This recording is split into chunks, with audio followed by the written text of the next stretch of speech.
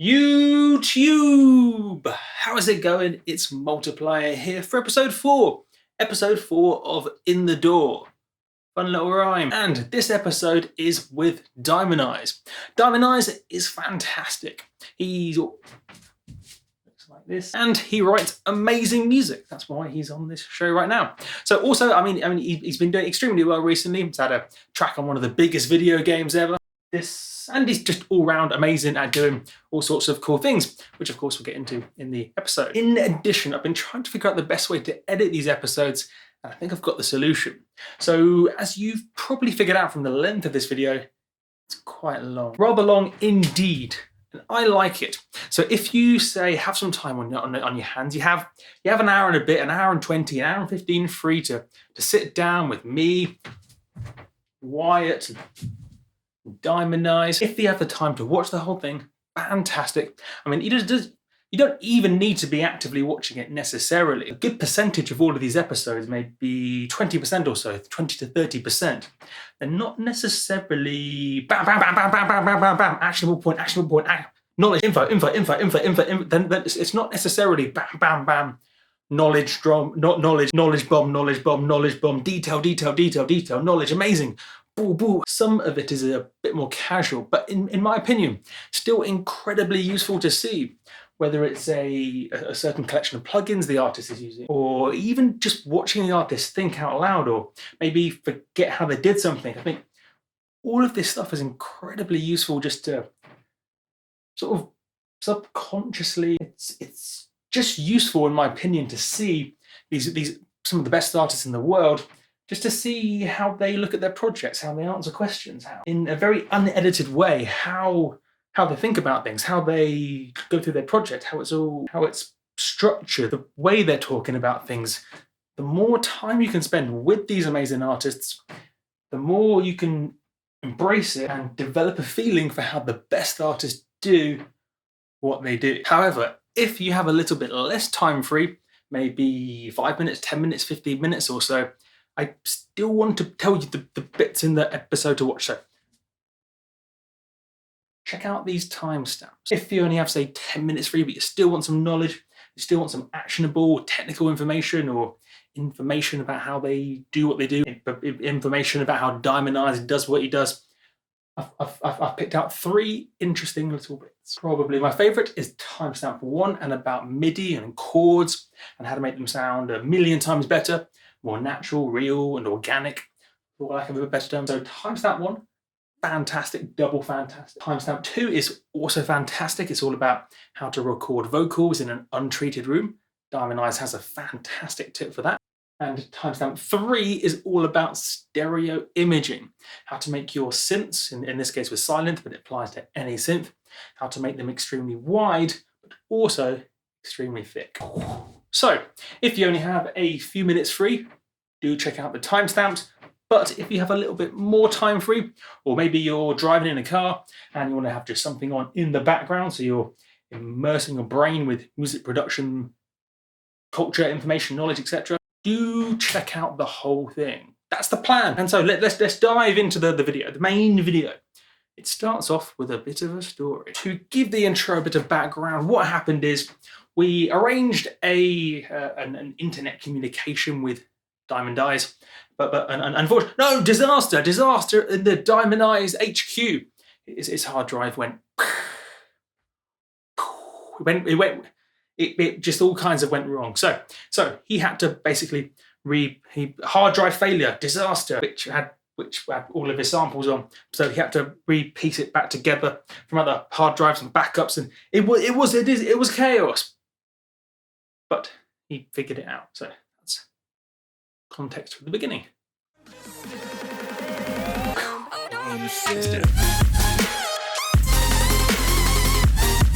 Hey, I'm here. I've done it. That's perfect. I've literally, I've had to scrabble through like old folders, backups, and I literally got on. I've never appreciated the Finder window so much. I've typed in every file that's missing from Ableton, and then searched every single drive I have. So I think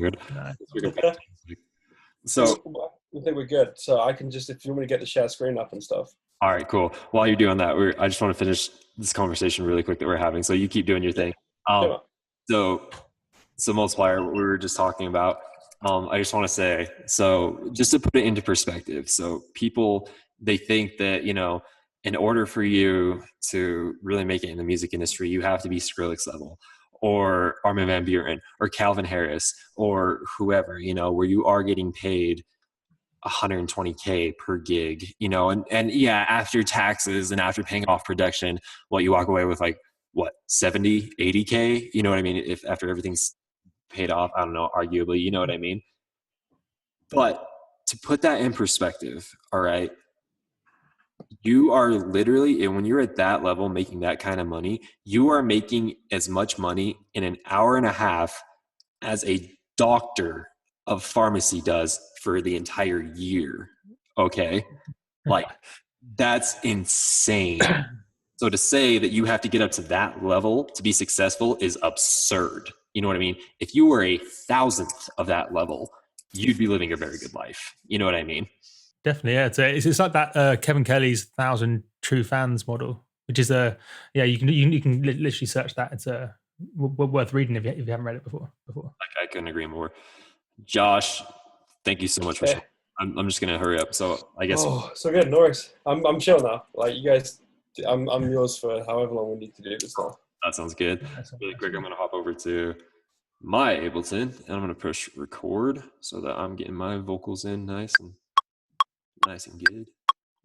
That much, you know. Mic check 1 2 1 2. Okay, there we go. Perfect. So first off, Josh, thank you so much for coming on the show. We really appreciate it. This is something that like I'm super stoked about because for those of you who don't know who Diamond Eyes is, he is literally, and I truly sincerely mean this, that you are the best male vocalist I've ever heard in my entire life. Hands down, no questions asked. You're gonna make me blush. Thanks, man. Like, I gotta admit, like, your voice when you're singing,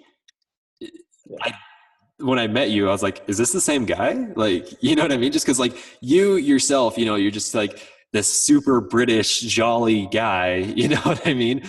Exactly. But like your voice, I don't know how you do it, dude, but when you sing, it's just like, it's like a concourse of angels all fused together into one super British guy. You know what I can give you the tip for that. It's called layering. That's awesome. No, I appreciate that, man. That's very kind of you. Absolutely, dude. And so, so you were able to find all the samples and everything for Hold On? Yeah. So I mean, obviously, to those who are watching, my first tip actually would be make at least 3 backups of everything that you want to keep in this world, especially on the data side of things. Luckily, I have another backup of my sample library. It's just a little bit out of date, but I was able to put together, the rest of the samples I needed for the project. So yeah, we're all good. We're good. That's what. You have a really good rule of thumb for this multiplier about backups. Do you want to tell about it? Yeah, so it's called the 3-2-1 backup strategy, which I didn't personally invent, but it's one of it's like the standard approach to backup that most content creators, quote unquote, use. So I did a video on it, but yes, the idea is, so it's 3-2-1. So you want 3 copies on at least 2 different mediums, and at least one of those has to be offsite. So for me personally, I have two different local backups, but then I also have an additional backup which I take to my parents' house every month or 2, and then I just kind of circle the backups around. Just because, I mean, my entire livelihood's based on my digital data. So yeah, I personally can't afford to lose anything. It'd be far too stressful. Yeah, that's a great method. To be fair, I'm almost there regarding the backup side of things. I've got an external, I've got a drive that doesn't leave anywhere, and then I've got like online backups as well. So truth be told, I could do with a third like hardware solution. Like you said, again, you can kind of rotate around. Super wise words. What digital backups do you use? Do you just use like Dropbox, or what do you do? Dropbox and OneDrive. They're both terabyte subscriptions. And to be honest with you, I haven't used them as much as I should do. Like, because my wireless connection isn't the best in my studio, but my wired connection is. But I've been having issues with the Ethernet. But now I've got now I've fixed the Ethernet cable. I'm getting like 70 meg download and like 2030 up. So I can actually feasibly, you know, maybe leave my laptop on overnight and let it update to my OneDrive or to my Dropbox. So yeah, that's something I'm definitely going to be utilizing over the next week. That's freaking awesome. Yeah, and again, it's one of those things that it's in the cloud essentially, or you know, on a server somewhere. So it's one that you can kind of call on from anywhere in the world. Awesome. To really, I know we've kind of already gotten things started, but what we kind of like to do when our guests first come in is just tell us a little bit about you. You know, short and concise and to the point. But you know, tell us a little bit about you and your music background and everything. And yeah. Cool. I in my head then I just had this segue, this path split. Where I was like, am I going to go funny or am I just going to go straight in with the, you know, because if it was the funny way, it was going to be, hey, I'm Josh, I'm English and I drink tea. And then sometimes I make music. Yeah. But no, yeah, so my name's Josh, 24 years old. And I've been producing music now, I guess, professionally for about 4 years. Started when I was 10 with Spanish guitar lessons, and then went self-taught for 4 years. Got a really incredibly good music teacher that kind of popped up out of nowhere that kind of got me into artists like Joe Satriani and Steve Vai, Greg Howe, loads of like really virtuoso kind of guitar players. So I guess from an early on perspective, you know, regarding my music, I've always been invested quite heavily into melody and, you know, using instruments to make the instruments the focal point of the mix. And because I used to play guitar a lot, and when I soloed and used to be in bands, I'd always try and play creatively to try and make the solo almost sound like a vocal sometimes, or like a saxophone, and try and bring out some of the elements that you'd hear in those kind of instruments and people that used to play them. So guitar was my life for like up until about 19 years old. I'd been in bands, I'd tour around in like post-hardcore bands, rock bands. I was in like a jazz band. I was in like the school orchestra when I was a kid. And yeah, so I was just always, you know, heavily involved. And it's only really when I heard, I think, the Sierra Leone dubstep remix, the remix, and then, and then the Skrillex Hey Sexy Lady remix of I Square. Those two songs, like the defining factors where I was like, you know what, this sounds incredible. And I want to be able to do that. I have no idea, but I want to know how to do that.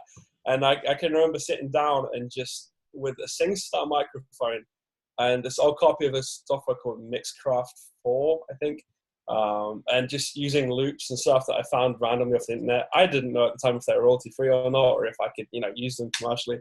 But yeah, and then obviously moved on to Ableton in later life, and just, you know, every day since maybe I'd say 18 years old, 17 years old, I'd been like on my laptop making and learning how to make, you know, growl basses and sound design and learning how to, you know, always improve my craft. But it was only kind of really when I was, I guess, like early 20s, like 20 years old, that I got into actual production as like, you know, releasing records and making something from them, you know, and kind of generating a whole new life for myself from that. So yeah, so that's where I'm now. Obviously, I've been to, you know, I've written with loads of incredible people. You know, we've had lots of success commercially. You know, with I made probably one of my most proudest moments was with my late best friend Christina. We made a song to Stay With Me. It's a posted thing that I got, you know, from it. And yeah, I've got a sync deal with Madden NFL. With Xylent, we ended up with a drum and bass record that we collaborated on that ended up on there, which is cool. And you know, we're get like Radio 1 play every now and again. Yeah, so yes, it's kind of where we're at currently. So something I want to point out really quick before we get started: every single person we've had on the show has has had Ableton and has had some form of cymatics in their session. So are we going to find cymatics in here? Yep, we are. Okay. Hell yeah, you are. Yeah, you can already see a C there on the cymbal hit. Like, that's going to be cymatics. Oh, yeah. Awesome. All right, Adam, fire away the questions for him, dude. Yeah, definitely. So the kind of diving in on the technical end first, which is a strange place to start, but it was the first thing that sprung to mind when I first heard your track. How did you do your stereo imaging? Because it was to be honest, one of my favorite things about your track was the stereo imaging. I mean, I suppose that's the nerdy technical part of my brain paying attention, but it was absolutely amazing. Yeah, how did that work? I genuinely, yeah, I mean, obviously I appreciate that. Stereo imaging is always something that I look to achieve in the mix, like a nice mix, I mean, the first part is sample selection, and on top of that, your instrument selection. I watched your, is it Trivector interview that you done last, and I think you covered it really well, but obviously I'll touch on it again. But picking sounds carefully, and picking sounds that complement each other in the first place are just such, if I'd have known that when I started, I'd have been 10 steps ahead already.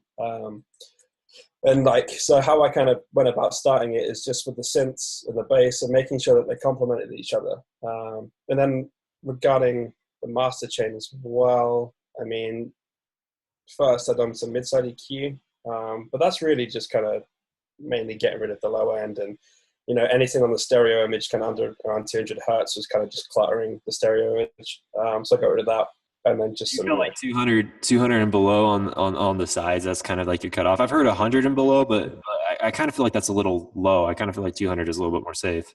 Yeah, I can't remember what the figure is. I can't remember if it's like 100 hertz or 150 hertz. But the reason I started initially doing it is because I heard that for whatever reason, if I ever get something pressed to vinyl, if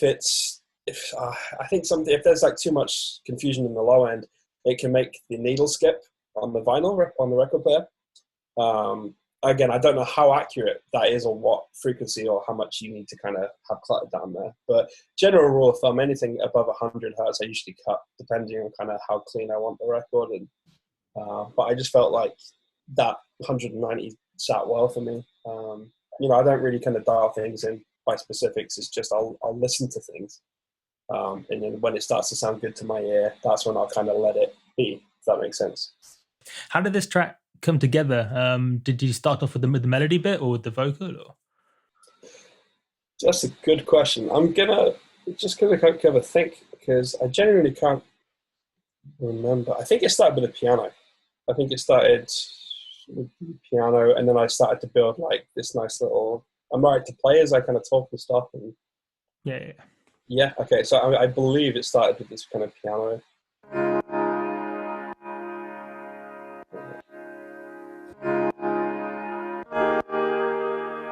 So just kind of like eerie.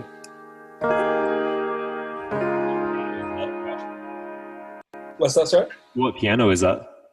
That is Alicia's Keys from the Contact Library. Really good instrument. Yeah, so I do you know what? I actually, I only kind of heard about Alicia's Keys properly to the point where I was like, I actually would like to buy this plugin. I think when Trevor told me about it from Set the Sky, because I love his kind of like his sound on the piano, and he was like, oh yeah, dude, Alicia's Keys. So then I saw it come on sale on, I think, the Black Friday sale a couple of years ago, and obviously I grabbed it on there. It's something like £30 or $50. So yeah, that's the piano, and then I mean there's like I parallel kind of like processed reverb on one half and kept it dry on the other, and just a bit of OTT. But yeah. It started mainly with the chord progression. That's usually how I start. Chord progression and build a vibe with like the drums. So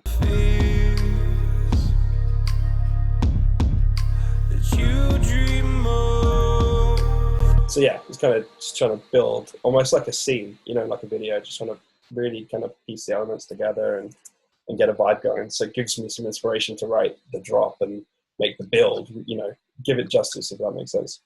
Do you see what I'm saying, Adam? Like now seeing Josh in person, in digital person, and then listening to his vocals, it's like, is the same guy? Like, I found that with Nolan on the last episode as well. Like I had no idea that was his vocal. It's so different.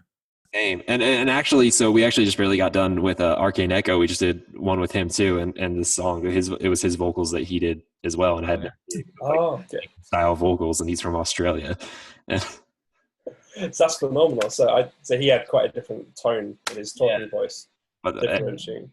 something that I noticed really quick. So with your reverb, is it something pretty common that you do is that you actually don't send it to a return channel? You actually just duplicate it in the chain and have like one fully wet and one fully dry and then just kind of meld them together?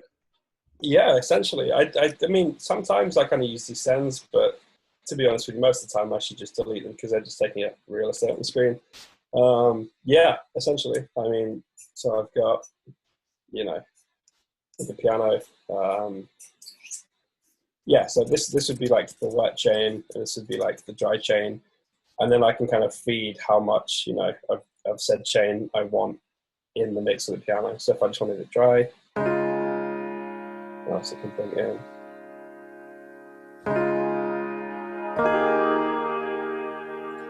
And yeah, so I can kind of have more. I feel personally, I just work better with having just little individual elements like that. And then that way, if I want to say sample the reverb from the piano, I can just get rid of the dry.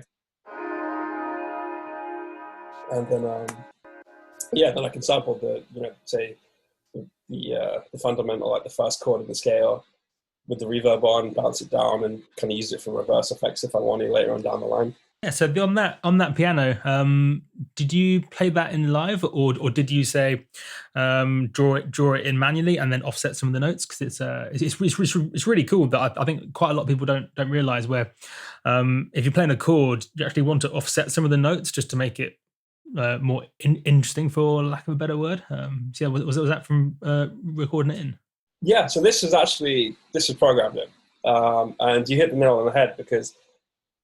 When you play the piano, no one hits every single note at the same time and the same velocity. I mean, looking at it, I didn't get round to.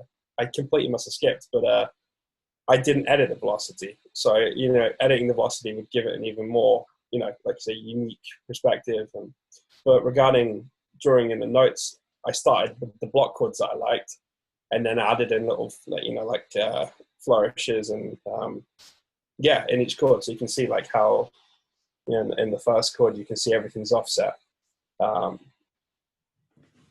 you said, just to give it more of a played-in feel, because obviously it's just super easy to kind of have everything like, it's just in. But yeah, by changing the timings, you definitely do give the instrument a realistic and organic vibe, which is super important for tracks like this where there's a lot of breathing room. Definitely. How did you come up with the chord progression? Was it just, are you super good at music theory and you know exactly that you want to go from this chord to this chord, or were you playing around, or you know what I mean? Yeah. So, yeah, I mean, I know all my theory. I've gone to I've got like diplomas and teaching qualifications in music, but I never use it. I'm the complete opposite when it comes to actual writing music. I'm very vibe driven and very emotion driven. So if I'm in, say something's happened in my life and it's really set me in a certain way, I'll sit down and I'll just, I'll either start playing one of my guitars, or I'll start, I start playing the piano. Or, if I haven't got access to either, I'll sit down and I'll just start vibing something out on Ableton, programming in chords and, runs. And I'll just kind of really write until something resonates with me. I don't necessarily go, from, the C sharp, I want to go up into the E or whatever, or whatever, it could be, I don't necessarily say, I want to use the F sharp natural minor scale, or I want to write using like the, Lydian mode. I think it's valuable to know theory, just so you kind of get your ear used to it, and you do have like a palette, but I don't call on the theory side of the palette when I'm writing. I'll just play and I'll know when something fits just because of, experience, if that makes sense.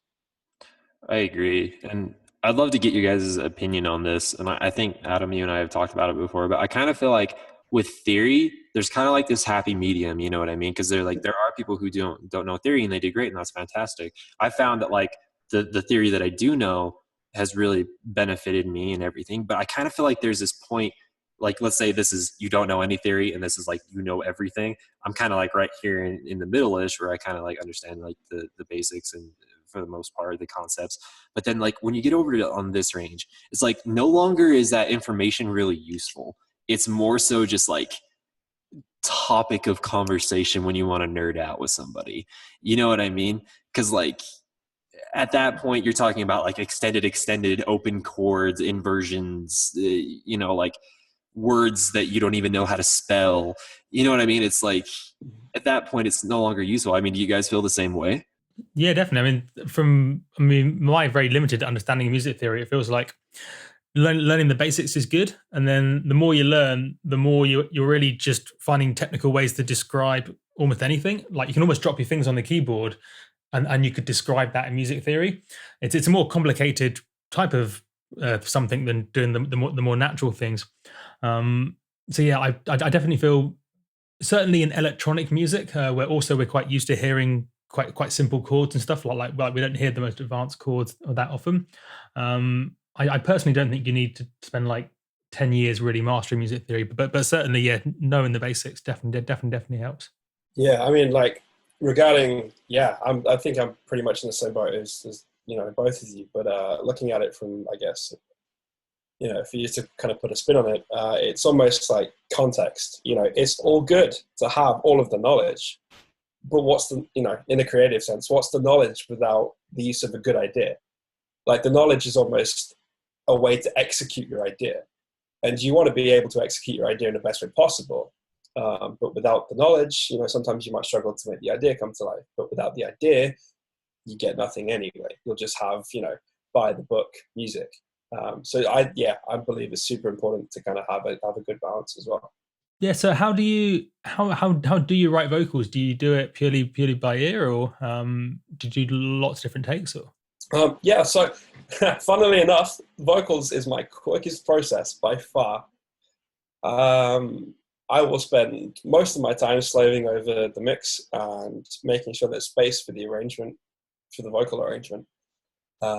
Vocals, I'm not kidding you, I will sit down. Okay, so say for this track, I made everything basically before I made the vocals.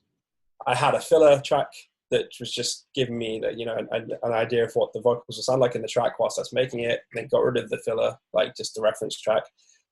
You know, not reference for any other reason than it was just a placeholder. And then I sat down the next morning. I grabbed my writing book. I had like this, I invested in a nice book that I could open up, and I bought a nice pen that felt good with a bit of weight to it.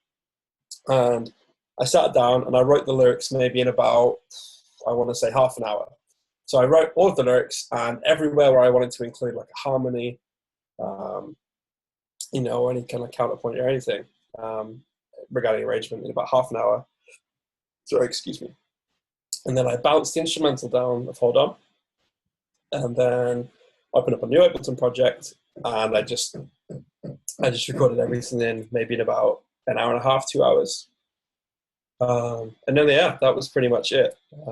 And regarding like the placement of audio and like how many takes I kind of use, I usually don't even record for the first kind of 10, 20 minutes. I'll sit there and I'll sing everything that, you know, I've written for.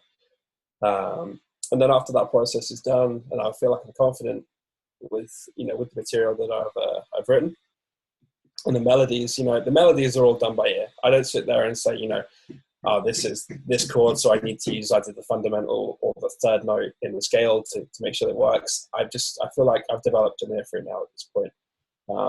But that's something I always advise, is just being able to, you know, always use your ears, because, you know, you'll always have your ears, so it's always good to develop them, you know what I mean? So from that point onwards, yeah, I recorded the layers. I have one main layer that's like my favorite take of, say, the main vocal, and then I will record 2 more layers of the same vocal but like a new take each time, and I'll record one, you know, hard left, hard right, which is again stereo, which helps the stereo imaging, and I'll bring them right back in the mix, and then I'll have harmony layers as well. So, you know, and then I'll space them out, maybe, you know, 25 left, 25 right, or, you know, 30 respectively, and just depending on how many layers, depending how I place them in the mix. And then, yeah, then I kind of bounce them down. I'll run everything through RVox by Waves first, just to kind of help I won't smash them, but I'll make sure that, you know, they're not kind of peaking and they're quite consistent. And then I'll bounce. To people about RVox. So why is RVox different or useful or more important? You know what I mean? In my process, I don't know. It's just simple. Literally, it's one slider. It's almost like an auto vocal compressor / limiter kind of thing. I just bring it down until the vocal sounds consistent, you know. So it reduces my need to compress it later on as much. And it makes it, when I initially put it into the mix, it's already quite level. If that makes sense. So I can already kind of get an idea of how it's going to sit, and then any processing I need to do on top of that, it's just taste. You know, if I want to use some kind of OTT compression to kind of make the highs pop a bit more, or, you know, use some kind of like parallel chain vocal saturation on certain parts to kind of articulate, you know, a build or something, you know. Yeah, so I just kind of use it to level everything out, just to give myself a bit of a break when it comes to bouncing everything down. Yeah, it's just it's a preference, I guess. Oh, that's awesome. But yeah, then it's. Oh, sorry, go on, Adam. So yeah, I was just going to say, do you tune your vocal as well, or are you pretty good at singing close enough to the right pitch? Yeah. So again, if we're having an honest conversation, absolutely. I will tune vocals to a point, but I will never tune vocals if they're out of key. Purely and simply, it just doesn't sound as good. So I will always make sure that I will sing the vocal in key, and I'm hitting the notes I need to be hitting, and I'm warmed up first. But for a lot of the stuff that I do like to have a very polished approach. So sometimes if I want something that's almost like an unnatural kind of slide up, then I can use post-processing for that, for example, you know, and just little tightening here and there, just if, you know, maybe I kind of wobbled a bit and I didn't realize it in the recording, then I'll kind of rein in, you know, the width of the note. But yeah, nothing like drastic. You know, I used to, when I was starting out, I used to auto-tune the living daylights out of my voice, but and it was very apparent. But now it's just more refining than just for the genre that I'm in, rather than, you know, a necessity in terms of like my lack of singing capability. What do you use to tune your vocals? I use Waves Tune. Have you heard of that one before? I have. I'm actually surprised. You're actually like the first person that I've heard that actually uses it. Most of the time it's Melodyne or what's the other one? There's Nectar 2, which is a little bit cheaper, but it's not as good. Oh yeah, the Nectar 2 has that pitch. Yeah. Yeah, which is what I use, but it's quite crude pitch tuning algorithm compared to some of the other ones like Melodyne. Yeah, so see, I've tried using Melodyne in the past, and I just find my workflow using Waves Tune is a lot quicker because, one, the UI in the box is smaller on the screen, and I can kind of keep it up, and I can kind of, you know, rapidly kind of go through different parts of the track and just check everything's in, and I can do little alignments where I need to. Yeah, so yeah, my preference is, yeah, definitely as it stands, Waves Tune, for sure. And I know that's an unpopular opinion with a lot of people. I know a lot of people love Melodyne. No, that's awesome. I'm actually really happy to hear that you're using Waves, that you actually really enjoy it, to be honest. Yeah. Dude, I love it. What microphone do you use? Sorry, do you do it all yourself, or do you kind of get a studio or something? Or? Yeah, so I've always done vocals myself, and I use the Audio-Technica 2035 condenser mic. It's by all means, it's very budget. I actually have it here. Pull the sound out of that microphone? Yeah, I use this pan. I might have to bring it back over to Zoom, but just so I can see on that. But yeah, that's literally the microphone I use for everything since like 2013. Awesome. Yeah, and it's literally cost me like £120, maybe around that region. And then apart from that, it's just pretty standard setup. It's literally you know, a nice white XLR because it looks pretty clean sometimes. Pop filter and just, yeah, mic stand. Literally just, you know, recording necessities. There's nothing fancy. I don't have no vocal booth or hire studio on Neumann U87 or anything. It's literally just bare basics. When I started recording, I would sit there in my room because it's currently untreated, although I'm working on that. But I'd sit there and I'd clap.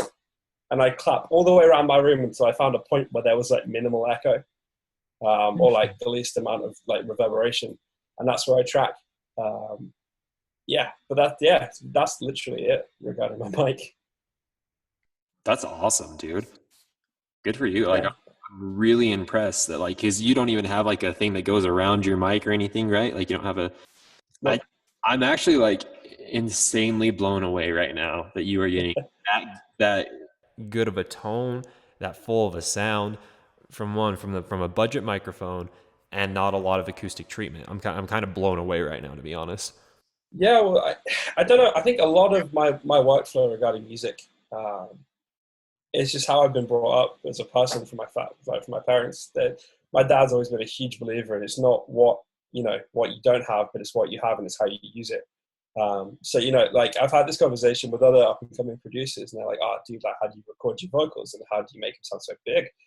And it's just like you just spend time. You just kind of get to grips with what you have, and then you're like, okay, well, I have this microphone, so I can make sound. What else can I improve on right now that is within my budget or my skill level? And it's like, well, I can always be working on my voice. That's one. Again, it comes back to the idea versus the knowledge kind of thing, except you could replace the knowledge with financial budget. So long as you've got a good idea and you know how to execute it, it kind of, it does add to it. But yeah, that's literally, I'm rocking a mic and a lot of love for music, and that's me in a minute. I love it. So basically, what you're exemplifying right now is this principle that oh my gosh, his name's evading me right now. Who's your favorite business guy to listen to? Multiplier, Tim Ferriss. Thank you. So Tim Ferriss brought this up one time. I think it was Tim Ferriss. Maybe it wasn't. Anyways, so it's the concept that there's these two dimensions that you have. You either have time or you have money. Only the very privileged have both, right? Mm-hmm. If you have money, then you can just go buy the equipment. But if you don't have money, but you have time, then you spend the time learning your own equipment, getting the most potential out of it possible. You know what I mean? Only a very small portion of people don't have money or time, which is very, very unfortunate. But, people either have money or they have time or they have both, Mm-hmm. So it sounds like in your situation, you had time over money, which is awesome because that means you know how to basically squeeze as much juice out of your orange, if you know what I'm talking about. Oh, yeah. And another thing I tell people as well is like, they're like, I had a friend and he was like, "Oh, dude, I really want to get a really nice microphone." And it's just kind of saying basically he wanted to spend a lot of money on his recordings. But I think it's something like he had a lot of money and he didn't want to skimp out on treatment, but wanted to buy a nice mic. And I was like, dude, at the end of the day, I think you kind of have to go a bit hand in hand with that. But if you want to get the most out of spending like £1,000 on the mic. But I said to him, I go, this microphone, it cost me £120, is on a video game published by EA. So not for 1 second can you sit there and say, I need to have a Neumann U87 or I need some kind of shiny microphone that costs an arm and a leg to get a result. It's literally what you do with what you've got. And that's always like my example that I give to people. You can make things happen, you just have to work for it. And then when you get nice things, then it just, it's even nicer. But up until that point, that's I believe a lot of the time coming up as a producer, that's what sets you apart from a lot of other people. It's just what you put into it and how much you kind of develop your craft. It's almost like the headphones thing where you hear that lots of the biggest producers in the world spent the first 4 or 5 years of their production career using $40 headphones, but they've just learned how those headphones sound. Even though they're not technically as good as the £400 headphones, they've just really figured out how to use them. Basically, it's awesome. Of course, yeah, that's so true, man. I had a question concerning your songwriting. So I definitely connect with you on the songwriting level. I love your lyrics. I feel like they're very well thought out. And so the fact that you said that you wrote these lyrics, basically within a half hour to an hour is incredible to me because it takes me hours and hours and hours and hours to write anything. And so I want to know more about your songwriting process, like how you come up with ideas, how you find rhymes to those ideas, like that. I'd love to know more about that. Yeah, so essentially, okay, so it's songwriting process. So I can tell you some techniques I can use if I if I kind of hit a brick wall, maybe that might help. So again, something I was brought up with, my dad always used to say, you know, if you struggle with an idea or you kind of stuck halfway through, grab a piece of paper, a blank piece of paper, and then just write down everything on your mind for like 2 minutes solid. Don't even do anything else. Don't, you know, obviously you can blink, breathe, whatever, but 2 minutes, just write everything down that's on your mind regarding like songwriting. So it could be like, I could be sitting there and I could be making a song about orange juice, you know, and you know the word orange comes to my head, so I'll write down the word orange, and then from that juicy, and then something else will come up, and something else will come up, and I'll just make this huge, almost like mind map, spurring from the word orange in the middle, and that's a really good way I found of just clearing my mind, or at least kind of like just anything that comes to my head, even if it's subconsciously, just write it down. It could be the weather outside, you know, and then that way I'm just armed with all these different things going on inside my own head that might or maybe not make a connection later on during the line, but it gives me more options to kind of clear my head and give myself some perspective as to where my head is at. So that's number one. As far as you know, software goes and stuff, I bought a subscription to Master Writer a couple of months ago. And if you're stuck with rhymes, it's great because it's now this cloud-based subscription thing, and you log on to Master Writer, and there's like you can access it on your phone, and it gives you like your notes on the left-hand side, so like your songwriting, so all your lyrics that you've written, and then above it there's like rhymes, and then there's like I think it's like different syllable like rhymes you can use, and you type in a word, and it will give you different ways of approaching it. To be honest with you though, I personally, even though I subscribe to it, I'm about to cancel my subscription, purely and simply, it's just that personal preference. It's a great piece of gear, but I literally work best when I just grab my book and I just write essentially how I feel down, but lyrically. I never really sit there and think, you know, oh, how can I rhyme with this? I'll just sit there and keep the song on loop, and I'll just keep writing. And singing melodies, and you know, if something doesn't sound right, I'll scrap it. I think it was Justin Timberlake said, like, or when he was whenever he was in the studio, this is years ago that I heard this, but so I'll probably bodge this what he said. But if he can't remember it the next day he wakes up, the song isn't worth singing. You know, like if you sit there and you're just like, crap, what was the melody? What was that again? And what was I singing about? You know, if you can't remember it, then how are you going to expect someone that literally sticks on a pair of headphones and listens to it to remember it, you know? So I don't put too much pressure on myself until, you know, I get something that I'm vibing on. And then usually at that point, I'll just explode off the edge of it, off the edge, until literally I'll just start steamroll writing everything that comes down into my head. You know, I might have to cross off like 7 lines, where I've made like 7 different versions of the second line and the second verse, and like no, and I put a little star or an asterisk, and I'll, you know, next page across is like, this is what I want to write instead. But honestly, like the best advice I can give is just really get into your own space and get into your own head. Don't worry about the songwriting process, because at the end of the day, we spent so long as humans developing how to communicate with each other. We already have so much of the knowledge. It's just developing your artistic side of that, your creative side of that. So yeah, I suppose, you know, learning things and using resources can help sometimes, but at least for me, my core as an artist and a songwriter is very much, it's just who I am as a person. I don't sit there and think, you know, how can I improve my rhyming or this, that, and the other. It's just literally, personally, I use it a lot of the time as a form of therapy, if that makes sense. So if, you know, how you feel and something's impacted you in a certain way, positive or negative, it's my best way of kind of getting that out of here and bringing that to the forefront. So not only one, is it great because it kind of gives you time to reflect on what's going on, but 2, it kind of is something meaningful, which, you know, impacts you in a positive way, and it impacts maybe someone else that's going through something similar. So yeah, that's kind of, I'm sorry if that's not necessarily like, you know, like a quick fix or anything, but I'd say channeling into who you are as a person and what you wake up for in the morning, and then kind of literally just putting that on paper. And that kind of, I feel like that's really not only good to develop, but it's very fulfilling as a person. Definitely. I mean, I feel like that's something that's missing. Certainly, not as much in normal music, quote unquote, but certainly in electronic dance music, it's really easy to fall into the trap of just writing like cliched song, if you know what I mean, almost without a meaning or any purpose. And I feel like it. I mean, people tend to look at lots of EDM and stuff and kind of to think of it as being quite shallow, and I think lots of the times it actually is. So it's certainly like trying to actually write music that means something and has an actual musical message behind it. I think so. You can't really go wrong with that.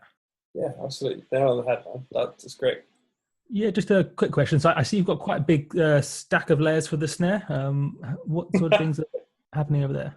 Yeah, so snares, there's a few layers, maybe one hand. Well, yeah, at least 5, we'll say.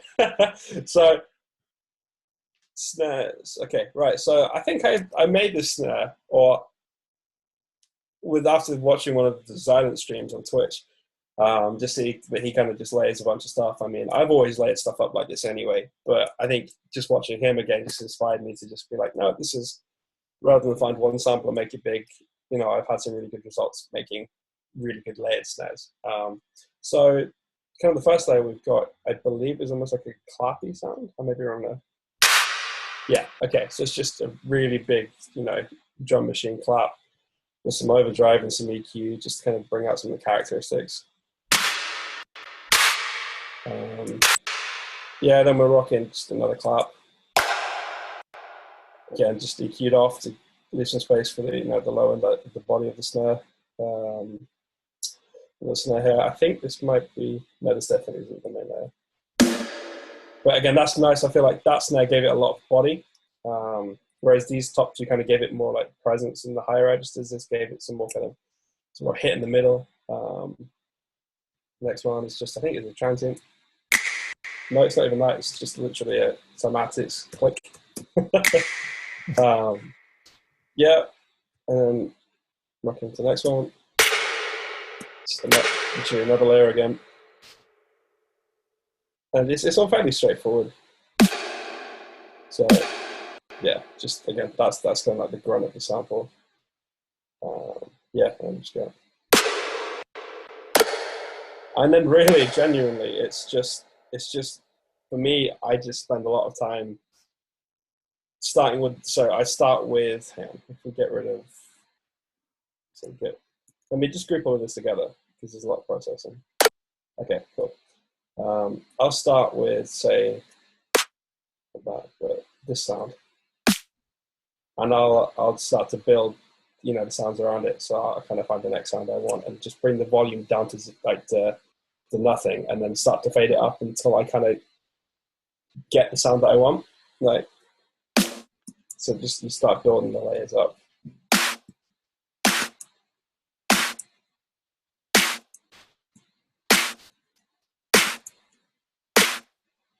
And then obviously then I start processing and stuff. And generally, I don't usually use additive EQ past 6 dB, but I watched an interview with Dave Pensado on Pensado's Place, and he was basically just saying, you know, forget the rules. Sometimes it just sounds good, and you got to go with what sounds good. And if I'd have done that about a year ago, I'd have freaked out and probably like slapped myself in the face and said, no EQ above 6 dB.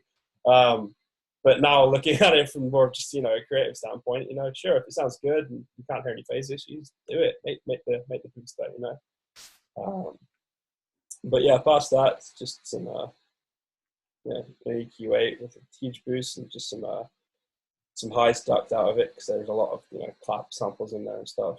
Some parallel compression, transient master from NI, which, you know, just works well if you just want kind of like a broadband transient shaping tool. Just, you know, added 40% attack and just reduce some of the release. As I wanted to obviously use this parallel chain to kind of create almost like a false tail with the reverb. So yeah, so this is obviously the other thing I do that not a lot of people I see do, is make a group, say for the snare, and I have got a dry channel, which obviously has nothing in it, and then a wet channel where it's just essentially a send and return.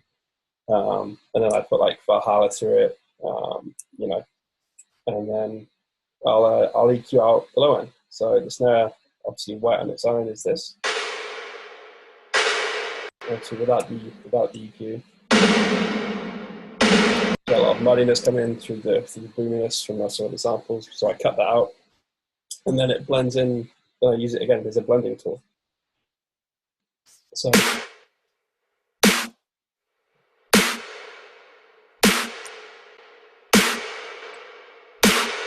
But yeah, obviously, so I'll do the blending more or less in the mix as I'm kind of working through. I mean, yeah, I always find, again, I just think it's a general rule of thumb, really. You should never really EQ so much isolated unless there's like frequencies you're trying to get rid of. And you should always really try and aim to, mix as a whole and kind of, that way what you're mixing out, kind of, you can tell if it affects the whole vibe of the record. Yeah, so that's really my snare layer. It's very basic. Again, sample selection is super important here. Finding samples that just work together. And then, yeah, just, apart from like some EQ, compression, and some reverb, that's really it. But I have this digital clip as well here, which I believe maybe is just taming some of the level. Yeah, okay, a soft clipper as well at the end, just to kind of give me some, control and some headroom. But yeah, apart from that, that's literally my snare. Awesome. And do you mix as you go, or do you tend to separate the songwriting and the mixing process? So bare bones, like arrangement, if I'm just starting an idea with piano or whatever, I won't worry too much about it. Again, I'll make sure that the sound is in the ballpark, So if I want, like a really soft piano, I'll probably use Alicia's keys. If I want something more edgy, the Giant by NI is good. By Native Instruments is good as well. Or, so picking sounds that that you want in the record first. And I won't worry too much about cutting frequencies or sound design. But as far as like, say, when I've got the drums together and, individual things, I will start mixing from the get-go. Like the snare, I'll make sure all the layers are right and they've got the general vibe right. So I'll probably use some EQ to get rid of some certain frequencies and specific things like the lead and the hook from the record.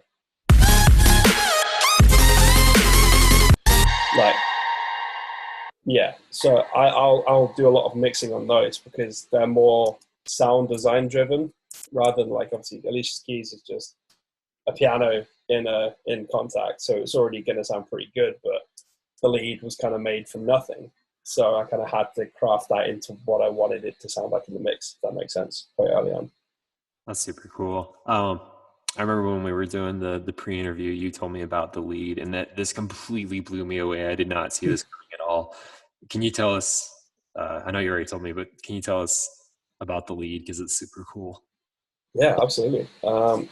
So where is it? This one, yeah. So the lead is essentially, it's a sample from a song. It's from an Al City record, but it's sampled so tight that it's literally just, it's literally just almost the tone of the voice and then heavily processed. So if we bring it up, and okay, so let me activate the record arm so you can hear it. And if I bring the sample out a bit. Fill the open air, at least feel me. So it's literally, but it's. Fill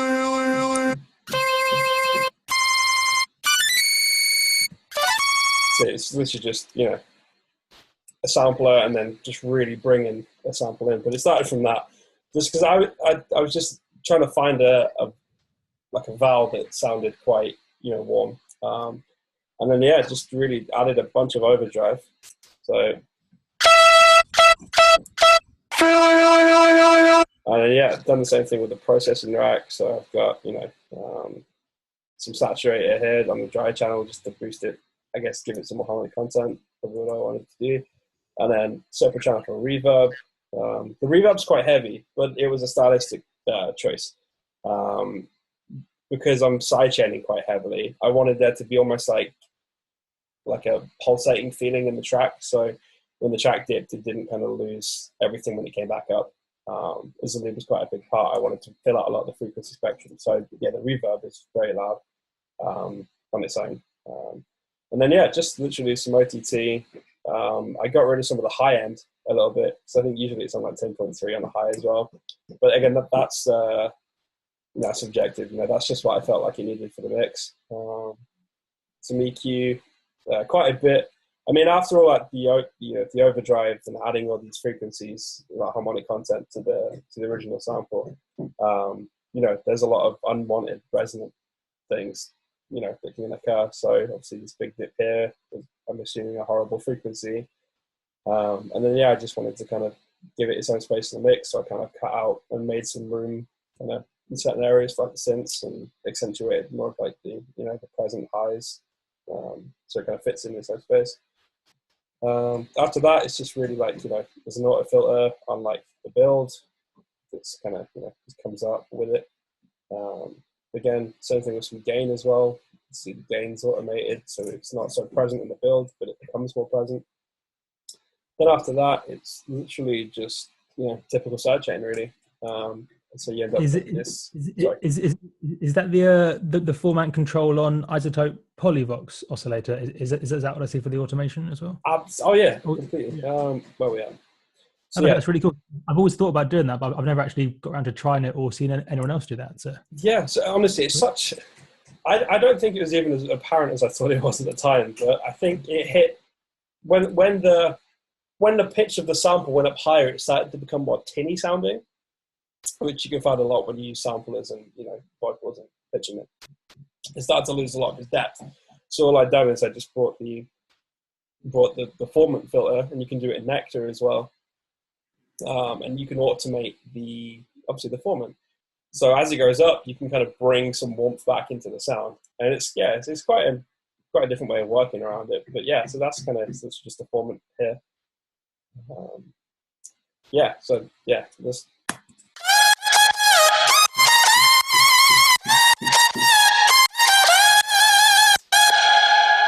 Obviously you can hear the reverb tails expand everything.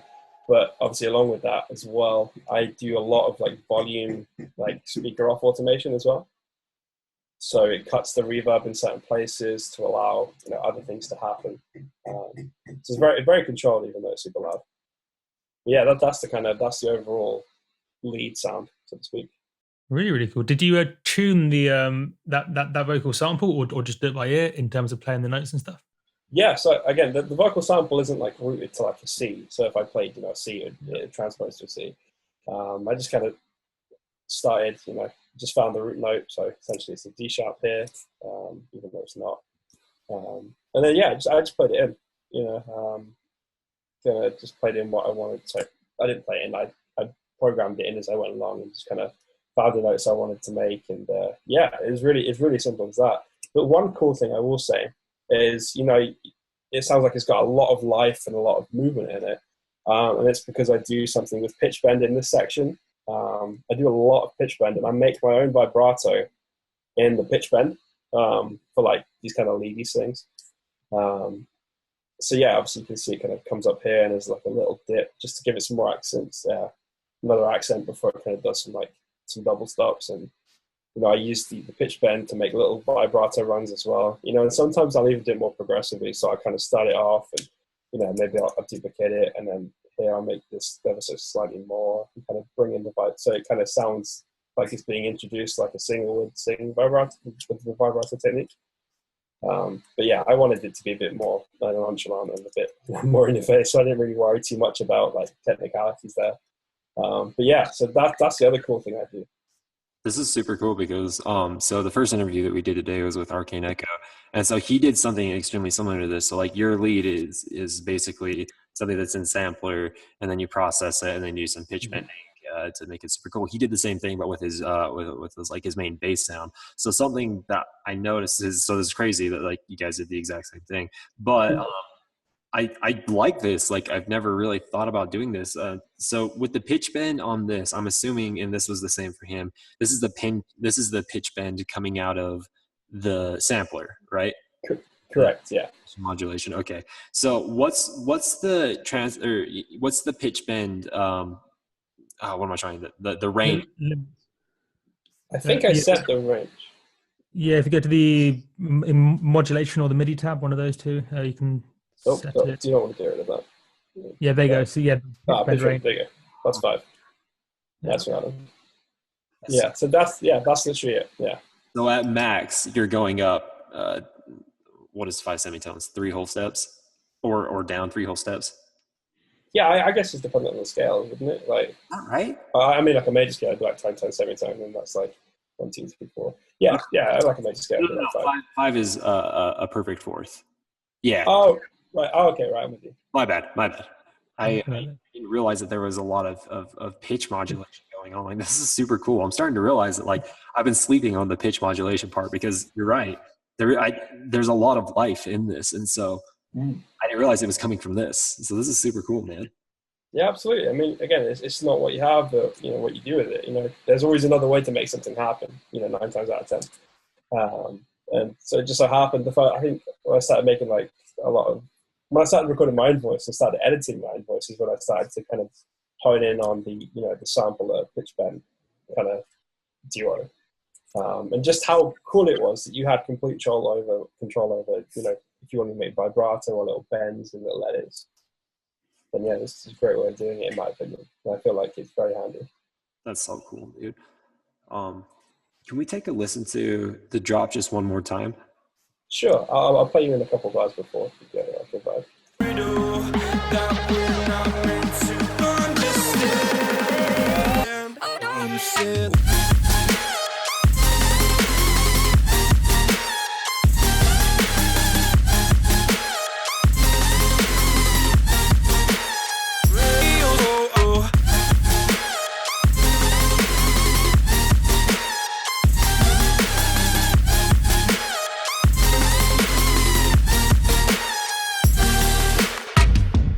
Question for you, Josh. So, Absolutely. So in there, so I guess it's like a mid bass pluck or something. The that sound. Yeah. That's going on. What is that? So that's literally a silence patch that I just made. I don't think I even saved it as a preset in the end. So this is the sound. So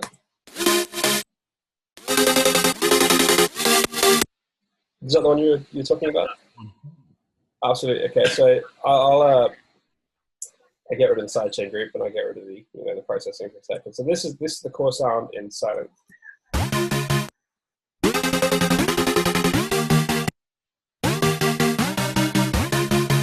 Okay, and it's literally super simple.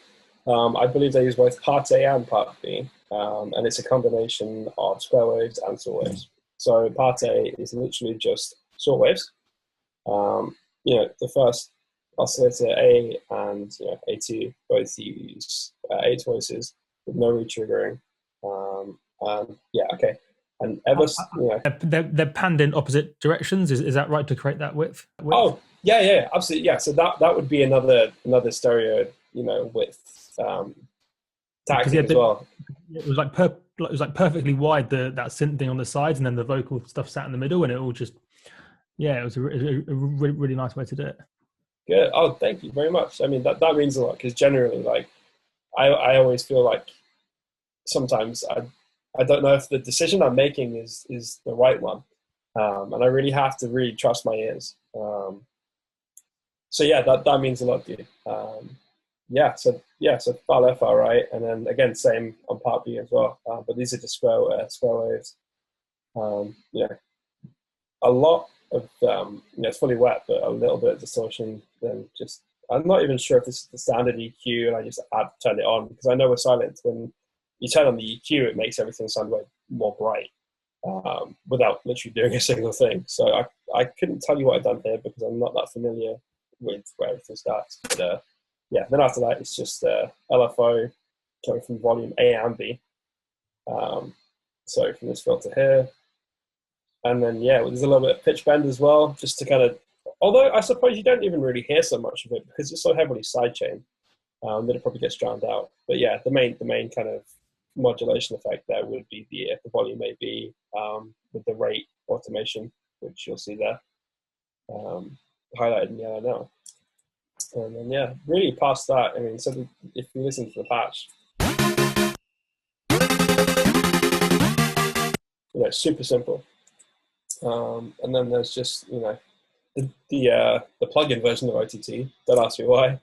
I think I hit Command F and searched for OTT, and I must have misclicked. But I was like, it's the same plugin. I'm here. Who am I to discriminate? Wave Shredder, which is awesome. I use the chop mode. So if I start by turning these on one by one, just so you can kind of see the train of thought. So OTT, and then Wave Shredder. Just really, really cuts the sound clean, and I try and get as much juice out of it as possible if I want to use it. Some real basic EQ here as well. So just kind of getting rid of some of the the present frequencies where where the lead needs to sit. So that's the EQ, and then should just sausage fat there as well.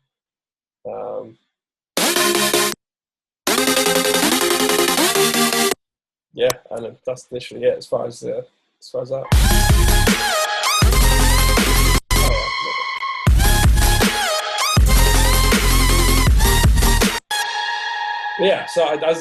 made the sound from scratch, I kind of engineered it to fit, the lead. If that makes sense. I saved myself a lot of job. Fantastic. Multiplier, you got any final questions for him or anything? Just one more. So, were there any points in this track that almost like problematic areas, or things that were quite challenging, or didn't quite go to plan?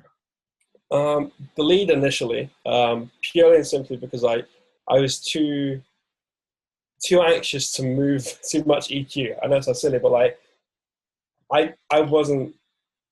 was still trying to view it as like, a bog standard instrument, like a piano, like that's kind of designed to sound a certain way.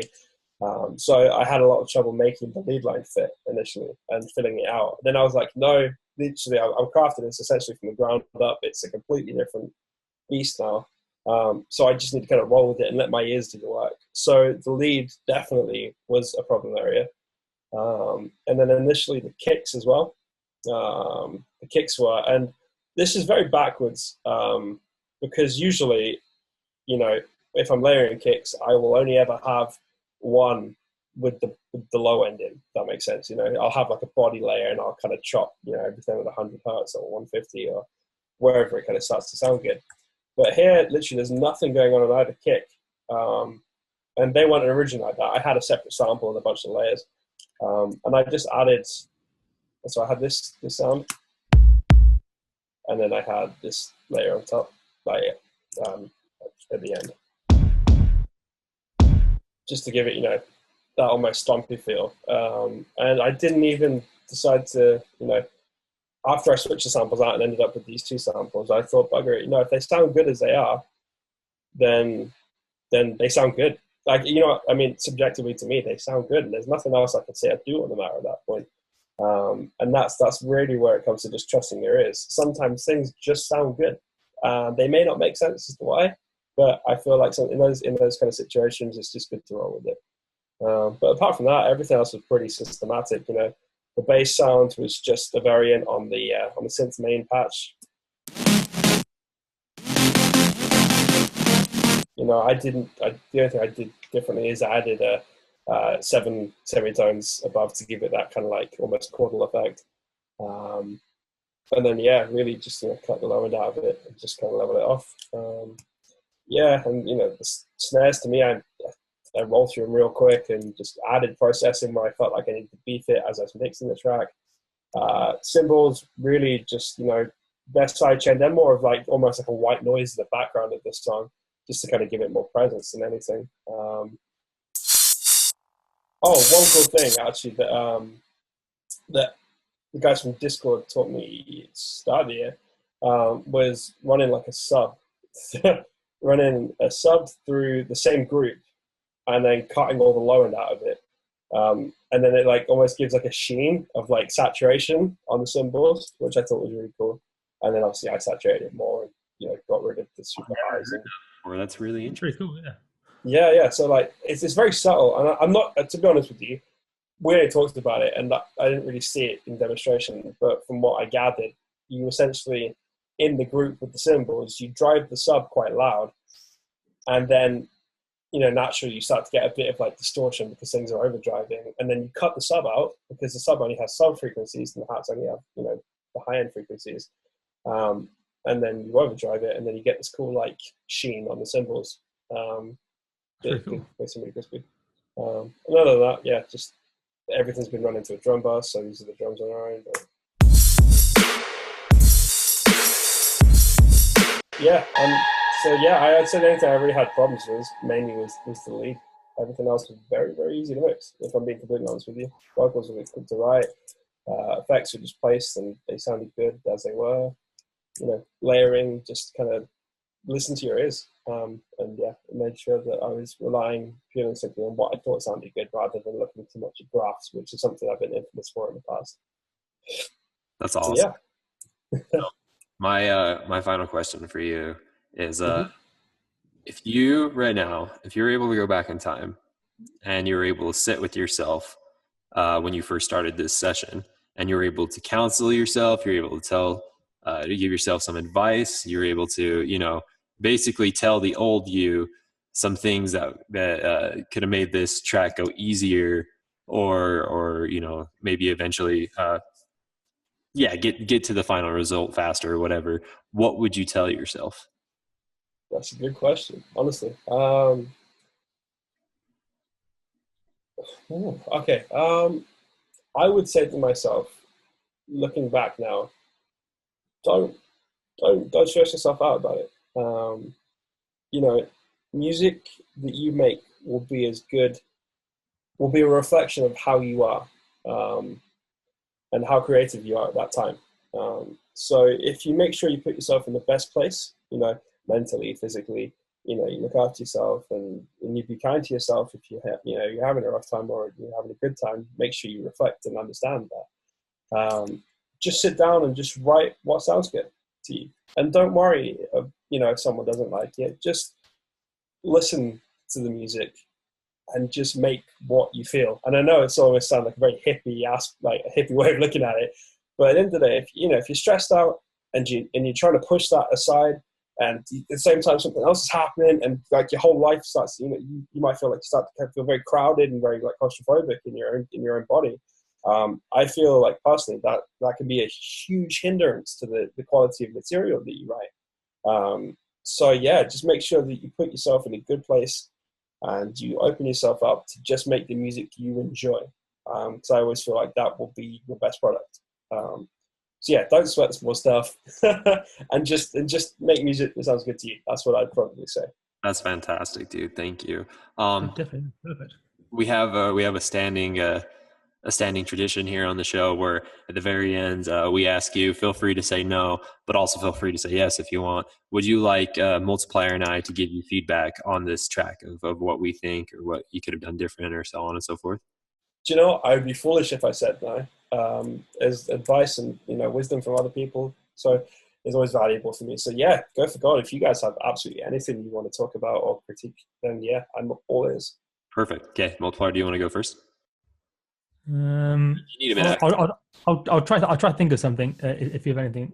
Cool. I do have something. So something that I noticed, and so this was something that do you know who AU5 is? I do. Yeah. Cool. Austin Collins, amazing guy, amazing. That's incredible. Yeah. So he taught me something with side chaining, which made side chaining so much easier. So what you're doing right now is what most of us have done, where it's like you put a compressor on each track. You had that going back to like your dummy kick or whatever you had or what have you. So what he told me to do instead, have you ever seen someone do the side chaining but through a return channel? Oh, I do. Honestly, I do that sometimes. Are you going to say where you have an audio channel and a MIDI channel, and then you make the MIDI notes and you send the MIDI through to the audio channel, and then you route every channel that you want to be sidechained into the audio channel? So that is one way, and that's actually how he does it. Yes. So I didn't mean to steal your thunder there. So that's how he does it. So I do my bit differently, because you can do that. So like, for example, so for those of you who don't understand what's going on, so basically what AU5 does is he creates a return track. On that return track, he puts volume shaper. He doesn't put a compressor. He puts volume shaper on there, and then he basically, everything he wants to sidechain, he sets his output on each channel that he wants to be sidechained to sends only. And after it's put on to send, you can send that to your send, which she sends to the sidechain, right? And then this is where I get kind of like a little bit confused, because he does the little MIDI thing, right? He has to do like an external instrument, so it tells when the what's called the volume shaper to turn on and turn off, and so on and so forth. So what I do, and this is totally just a personal preference thing, but I found that it works really, really well for me. So what I do is I do that, except I do it within audio effect rack. So what I do is I create a return channel, I put an audio effect rack on it. Then I create a chain inside of that audio effect rack, and I map the volume to a macro. And then for that macro, I can control the volume as needed, right? And That's then cool. And what I do is, so I actually create in my return channels, I create 3 different ones. And so the top one is that it's a full sidechain. It sidechains all the frequencies. The second one only sidechains the mid and the low frequencies. And then the third one only sidechains the low, right? And then, so what I'll do is I'll go in my arrangement, and I'll actually, of course, I'll have to draw in the automation according to the macro. So I'll be like, all right, kick here, snare here, you know what I mean? Kick is super deep, snare's not as deep, so on and so forth. But what makes it, and at the beginning, that kind of seems like it would take a little bit more energy. But what's really cool for me now with this is that I can instantly be like, okay, I want my bass to be sidechained. Let's send it to return track 1 to see if I want all of the frequencies sidechained. Okay, that sounds good. Let's try or return track 2, where it's not sidechaining the highs, but it's sidechaining the mids and the lows. Okay, I really like that. All right, what about just the low? No, I don't like that one as much. And I can instantly, because it's literally, I'm just like literally turning up the return channel things. You know what I mean? Sure. Yeah, it's absolutely. actually like really, really easy. So that way I don't have to go to each track and put a side chain on. I just created me a template, and then I can literally go in. I can draw. I like drawing in the side chain, to be honest. Actually seeing it visually really helps out. And so just, I don't know, and maybe, I know there's like 16 different ways to sidechain, but I found that, and I really, really liked it. And maybe maybe you like it, maybe you don't. And if you don't, that's okay. I'll be mad for a day and then I'll let it go. But yeah, we'll hug it out, and we'll hug it out like bros, man. We'll get past it together. Other than that, that's really all I got for you. Is just I just feel like all those compressors on there could get tedious, and of course. So that's all I got for you. What about you, Multiplier? Yeah, so kind of scratching my head trying to find almost anything to pick up on. So I don't know if you did it in this track or not, but most people don't realize this setting. So you have that sampler lead that you kind of play quite high pitch. Absolutely, yeah. So if you head to the sampler, and I can double check, see if you've got the setting on the highest quality mode. So sample. Perfect. Yeah. So you see where it says interpol? I don't. Am I being had directly? Oh, there we go. Yeah. Yeah. So that is basically the technical term for quality in this context. So sometimes now it's not now the reason why it's set to normal by default is it's quite rare to actually hear a difference, but very, very occasionally when you play like an octave or 2 up from the root note, you will hear a difference between normal and best. So like normally it's absolutely fine, and that's why most people don't tend to adjust it. But if you do sometimes hear like quite a harsh sound coming out of your sampler because you're playing like an octave or 2 up high, it's worth just trying the best interpolation, because it uses barely any more CPU. So I personally, for example, set my default sampler to be in best because it is like a tiny amount more CPU. But it's just a small little thing that, as I say, like the difference is quite rare, but it's one of those things every now and then it can result in a slightly better sound. Oh, brilliant. Dude, thank you guys so much for giving me some feedback. I genuinely appreciate it. As far as songwriting, as far as arrangement, as far as production and mixing and mastering, you freaking blew it out of the water, dude. Like, this is an amazing song. Thank you ever so much. That means a lot coming from from a couple of really talented guys like you as well. It's always good to kind of know that people dig it. That makes sense. I suppose it's a validation, but not in like a selfish way. It's just nice to know.